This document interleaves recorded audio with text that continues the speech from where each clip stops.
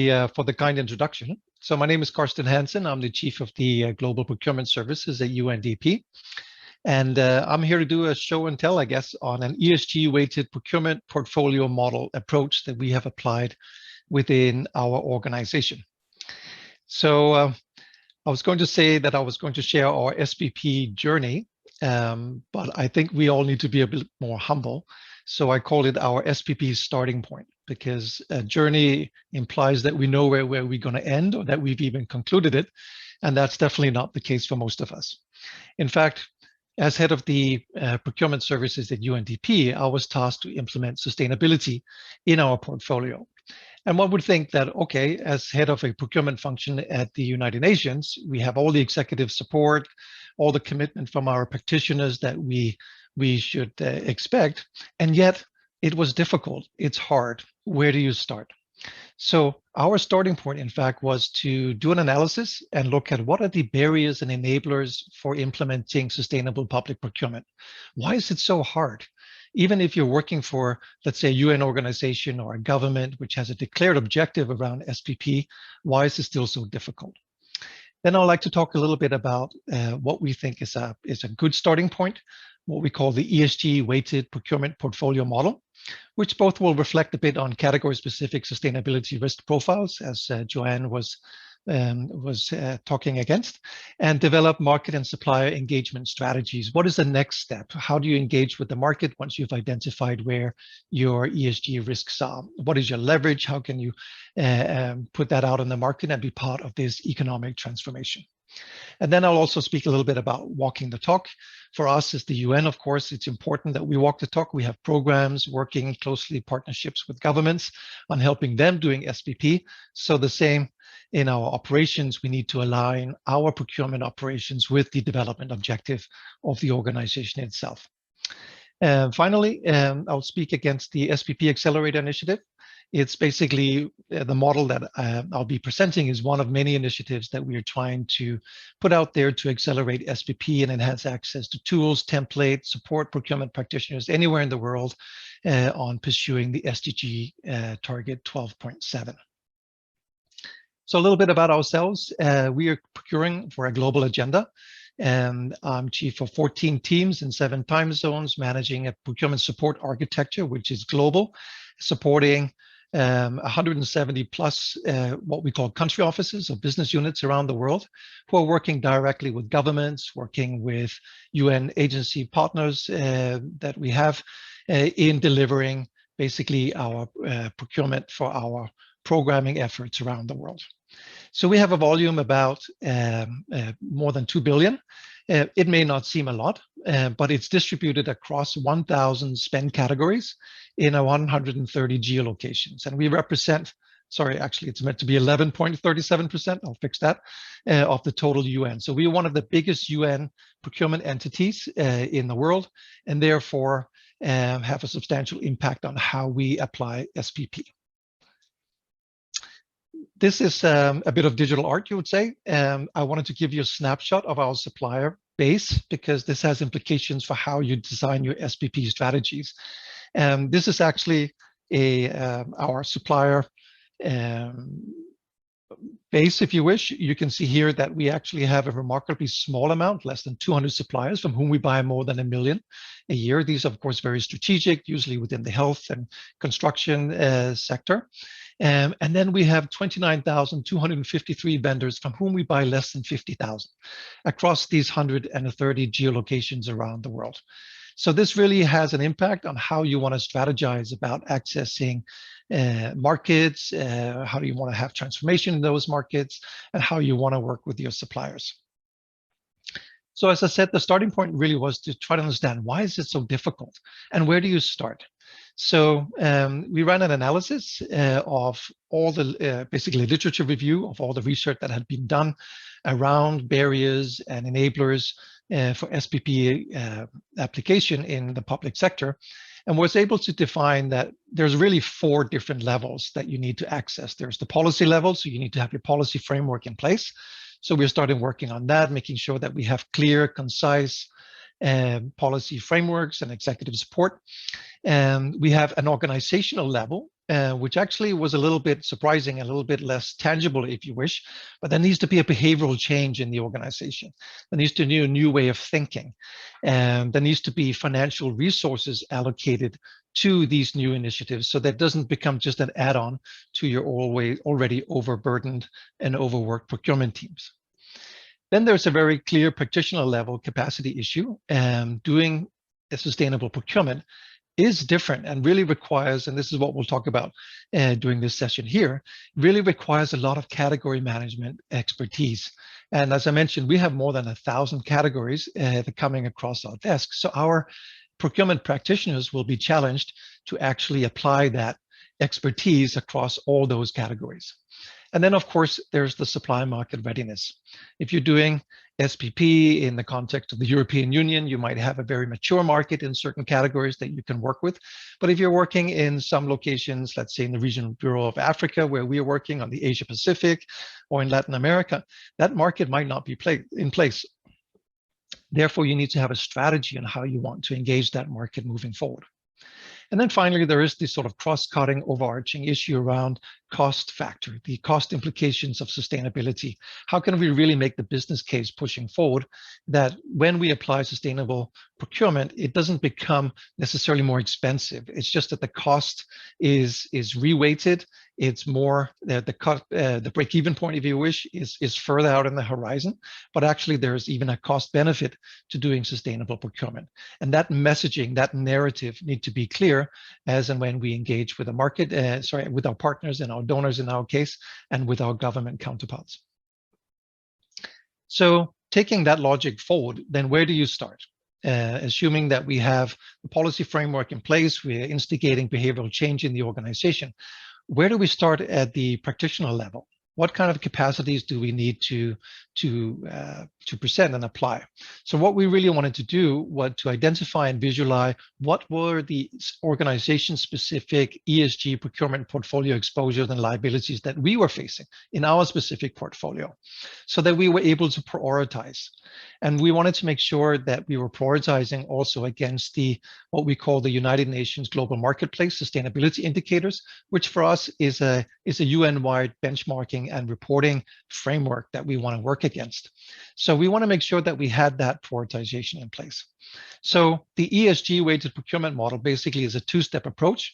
First step is to reflect the category-specific sustainability risk profiles that we have in our portfolio and visualize what the priorities should be against the spend that we have and the risk categories that we have in our portfolio.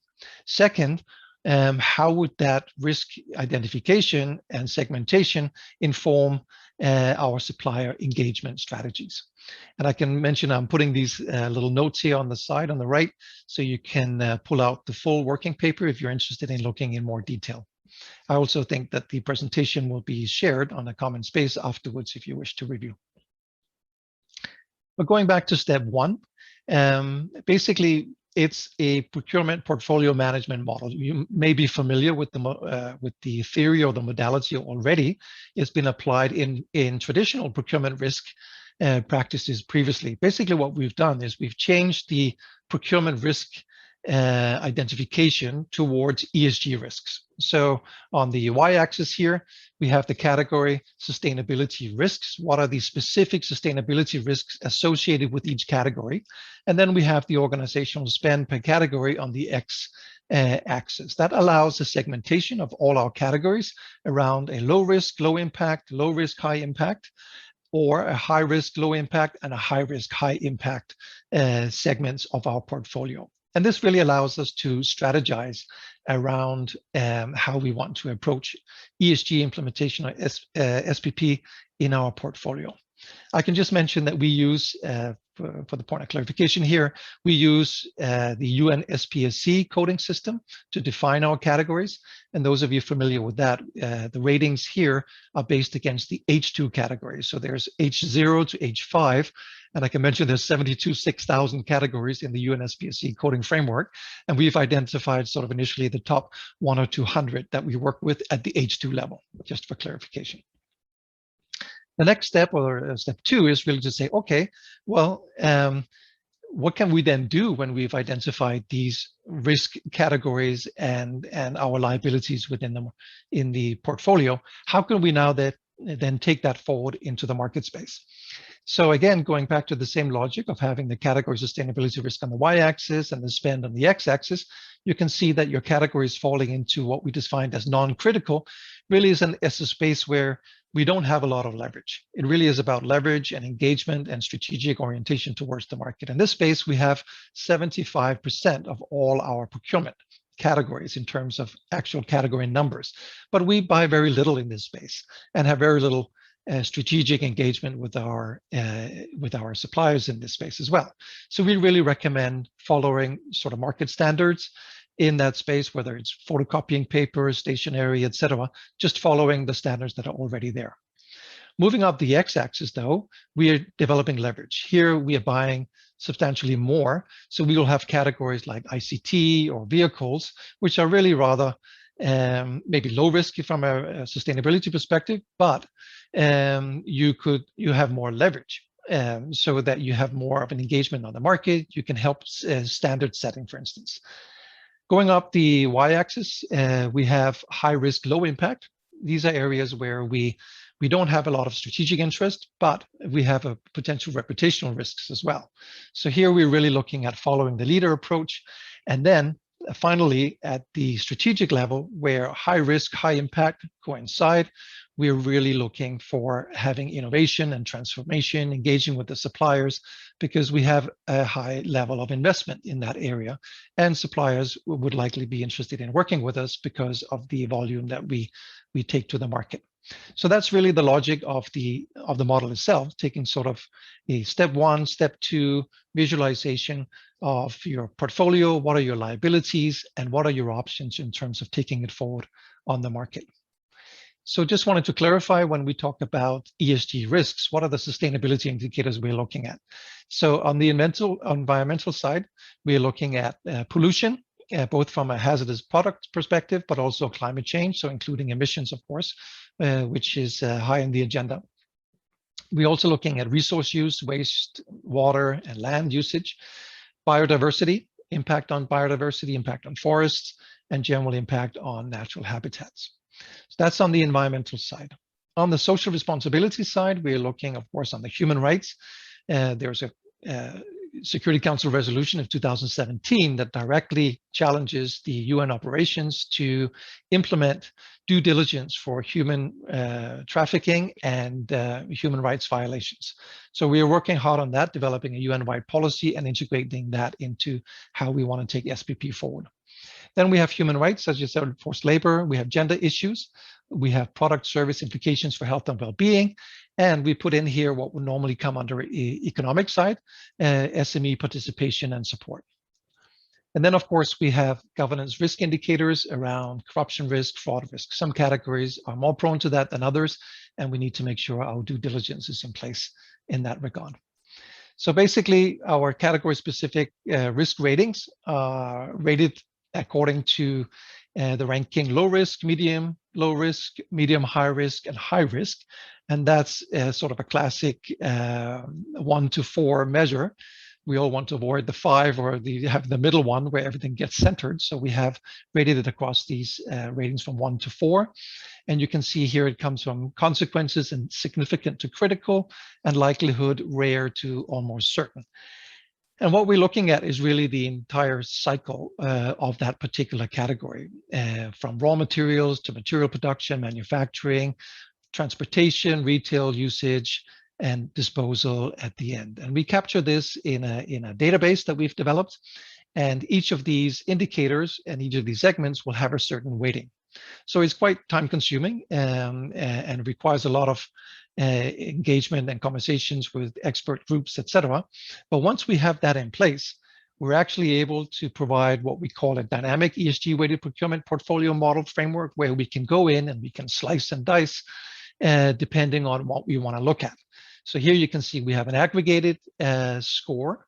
We have an opportunity to do a deep dive into, let's say, forced labor portfolio risks, or certain environmental risks that we want to look at. So now there's, of course, conversations around net zero. We can zoom in and look particularly on emissions. What are the emissions footprints for the categories that we are buying? We can also go in. There's also a lot of issues around human rights in supply chains, transparency in supply chains. We can go in and look at what are the categories that we have the biggest liabilities or exposures in regarding, let's say, forced labor. So taking it to the sort of practical level, and here just giving an example from some portfolios that we've been looking at, and you can see once you put that into the system, you can generate what we call an easy a visualization, if you wish, of an organization's ESG footprint. And that's a really important tool because it helps you prioritize, but it's also a very important communication tool when you take that to senior management, to your board, and you say, look, I've run our portfolio analysis on sustainability issues, whether you're a government entity or a public sector like us in international organizations, or a private sector company, generating that sort of clear visibility in your portfolios, where's your liabilities and where are your priorities in terms of moving forward, is a super effective communication tool. So you can see here, construction comes up, actually ICT, transportation services come up in the aggregated ESG analysis. We can also go in and look here at the environmental side, and you can see construction again features high. Actually, construction is high on all accounts. And here, hotels, lodging is coming in. Motor vehicles is just on the border. So we have an opportunity to really see from different dimensions and different perspectives what are the changing risk profiles as and when we do the deep dives into the different aspects of ESG. Again, here for labor rights, hotels, lodging, one of those areas where we have a lot of spend because we do a lot of travel, we do a lot of conferencing, facilitation, and for us, it would be a big issue if any of those hotels that we are using, let's say, would not have a anti-human trafficking policy in place, or if there was hidden forced labor anywhere in that service supply chain that the hotel is or conference center is providing, whether it's in the catering, whether it's in the cleaning services, or the people doing the laundry, which has been outsourced. So we really need to get into those lower layers of these service supply chains to say, okay, are you addressing these risks because we have identified you as a high-risk category? Here's a quick overview, as you can see, of how we can slice and dice. You get that picture. You can, for whatever reason, for whatever indicator, provide that analysis. I can just mention we've added disability, access to disability. So construction, ICT, and so on came up and featured high in that. So you can see where in your supply chain and where in your categories can you identify opportunities for enhancing disability accessibility, for instance. So these are some of the areas that we are looking at. Now, coming back to our own organization, of course, walking the talk. So we actually use this practically. It's a simple tool, but it really helps us to prioritize. We identified the top 10 risk categories that we had, including here you can see construction, health, ICT, vehicles, travel, freight forwarding, hotel, and conferencing. And then we added a couple of service lines which are repetitive. We have lots of them. For instance, in the Regional Bureau of Africa, we have a security contract for all our offices. For globally, we have cleaning and catering contracts, and they might not be of big aggregate value, but they are repeatedly there. So we are really addressing these as well, so we can have a consistent addressing the risks approach and to these service contracts. So this year we started developing guidelines across these top 10 risk categories, which then will inform how our buyers around the world will apply this. And like I mentioned, we have 985 buyers sitting in these 170 plus locations. So it's really important for us to have these guidelines that are clear, they are objective, and which ideally will be accessible through an automated tool so we can have a consistent application. Then, of course, we, as part of that transformation, have started doing sustainable procurement training for our buyers, particularly around those key top 10 categories, but also in that space, the most strategic suppliers. We need to have conversation with the suppliers, have joint trainings, what it is we're trying to achieve, why are we asking for these things, what is the kind of evidence and feedback that we need in order to integrate that into our procurement process. And then, of course, finally, building up a performance reporting system of KPIs that are meaningful so we can benchmark not just across our organization, but benchmark ourselves against other international organizations, governments, etc., and take the agenda forward. So next step, we've now developed this tool. The next step really is to develop what we call the SPP Accelerator Initiative. The model is a work in progress. As I mentioned, the scope is evolving. We've addressed now disability issues, but actually one of my colleagues who is Swedish mentioned that the Swedish government is also looking into animal rights issues now. And we were thinking of, these are kind of the new indicators that are going to come up. We're going to integrate those into the model. So again, you can take that into consideration as you design and define your risk appetite and your integration strategy. We're also looking at reviewing further category ratings with experts. So within the UN, of course, we have a lot of experts across many of these different indicators. So we are reaching out to ILO to talk about forced labor and disability. We are reaching out to UN Women to talk about sexual harassment issues across certain categories. We, of course, working with UNEP. I forgot to mention, sorry, that we developed this together with UNEP. And that's one of the main points. You can't really do it alone because you need access to all this expertise. And that's why UNEP and UNDP worked on this together. We're also looking at automating the category scoring mechanism, really looking at, instead of an expert level methodology, if you wish, to rate the categories, to really automate it through a system where we are measuring likelihood versus materiality in these different categories. And here materiality for us is, of course, defined differently than perhaps the private sector. And we may look at a methodology that applies for both so that you can choose. But really building that automation into the category scoring will make it more objective. It'll make it faster, more up to date. And we're looking into a methodology to doing that. That would also allow us to deliver real-time risk alerts. Categories change. They're not always the same risk for you.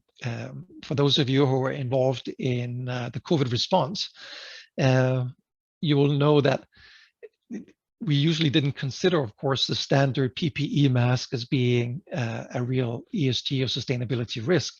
But with the socioeconomic consequences of COVID, with many vulnerable groups, migrant workers, informal workers, suddenly ending up in workshops that were now producing PPE from sometimes opportunistic suppliers, there really was a new risk associated with buying PPE because of that exposure to forced labor or human trafficking in the global supply chain. So these categories change their risk categories and risk ratings, if you wish, and therefore we need this real-time risk alert to come up and say, now watch out for this particular category because there's something happening within that market.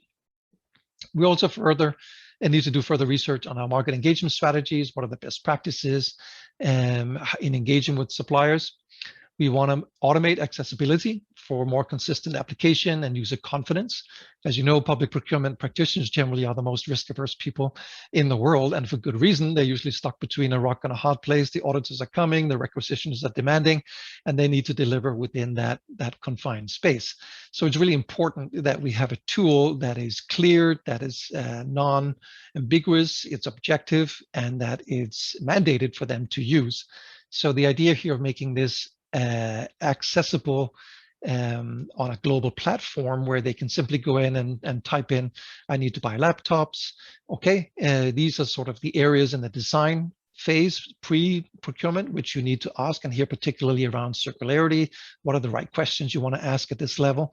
If you still want to go ahead and do the procurement, then these are the procurement level entry points for ESG implementation. So what are the pre-qualification requirements? What are the specifications you could use? What are the evaluation criteria and the weightings and the scorings of those? And at the end, what are the contract management considerations, special conditions that you want to put into your contract when you operate and want to implement ESG in this particular category space. We're also considering actually taking a bit of a wiki approach, if you wish, to consolidate category information. There's so much information out there, and it's really difficult to find a way of channeling all that information into one space where you can make it accessible to practitioners in a meaningful way. And we've had the benefit of reaching out to a lot of super helpful and knowledgeable people who are sharing all their expertise. And the other day I was mentioning to Joanne as well, I mean, we were in contact with a gentleman who was an expert on refrigeration and all the complexities around sustainability integration around that particular subcategory. And he shared reports and 200-page documents around these particularities around this particular little category. And it's very difficult for sort of a generic procurement practitioner to take all those things into consideration, access that information. So we really wanted to find a way and where we could develop a forum where that conversation could happen, and that information could then be accessed by the buyers and practitioners when they design their tender documents. Finally, going from what we call linear sustainability integration to the more circular procurement approach, we are actually contemplating now developing what we call a circular procurement opportunity portfolio model, which does the same thing, which really looks at the categories and says, look, here are the circularity opportunities for this particular categories. These are the best practices, again, making it accessible and maybe a little bit more forward-looking, a little bit more positive in the sense that you're looking at opportunities rather than risks. So overall, I guess key takeaways from our SPP starting point / journey is really that category prioritization helps you stay focused, deliver impact, and better engage with your market, because you can engage with your strategic suppliers. You can identify where your efforts on SPP will have the biggest impact. From our perspective, we did the analysis. Our top 10 categories represent something like 40% of our spend. So obviously, if we can get those top 10 categories under an SPP framework, we can have a real impact. And it helps communicate, focus, and measurable impact when you communicate to your board or your executive management. And finally, my point, it's hard to go it alone due to the scope of the category expertise that it needed. When I developed this model initially, it was a tool for me and my team to find a way of making sense of ESG and sustainability prioritization in our portfolio. But as we progressed in the work, we quickly realized this is not something we can do on our own and by ourselves. And on that basis, we reached out to our colleagues at UNEP and then to ILO and to UN Women, and in that way, and a bunch of other practitioners and experts outside the UN system, and realized there's a whole universe out there willing to help, thankfully, but that we really needed to bring together in order to make it a successful and meaningful and credible framework that we are working on. So those are my key takeaways, Joanne. Thank you for the opportunity to speak today, and I hope it was useful. Thank you.